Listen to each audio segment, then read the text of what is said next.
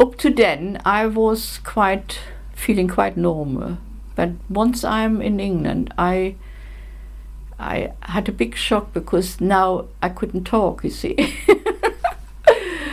And I had difficulty. I got to St. Pancras on my own, on the underground. That was nothing difficult. But then the difficulty started because I wanted to go to Leicester, you see, and everybody laughed. And I was very upset that they laughed about me, and I took a dislike to them. But anyway, somebody took pity on me and explained that we say Leicester. I didn't believe it, mind you. I pointed out and said Leicester. Is Leicester the same as Leicester?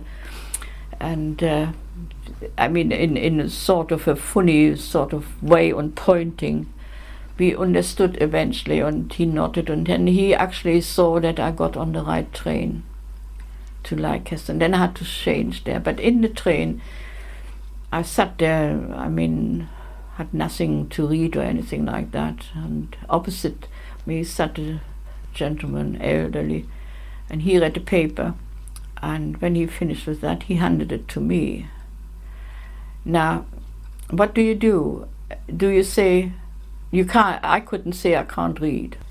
And so I just took it, and after 10 minutes or so, I handed it back. I could say thank you and please, and could count to 20 and say yes or no in the wrong places, and handed the paper back. And then he started talking to me, and of course that was my downfall. I felt such a fool, but I didn't know what he said, you know. So eventually he cottoned on and knew I couldn't talk. And then when the ticket collector came, he wanted to see my ticket. I showed him that, and he apparently told me I have to change at Leicester to go on the train to Melton. And I just stared at him. I didn't know what he said.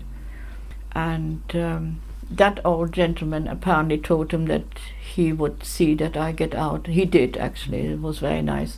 It could have gone wrong, but it didn't. He was nice. And there I was then on the train to Melton Mowbray.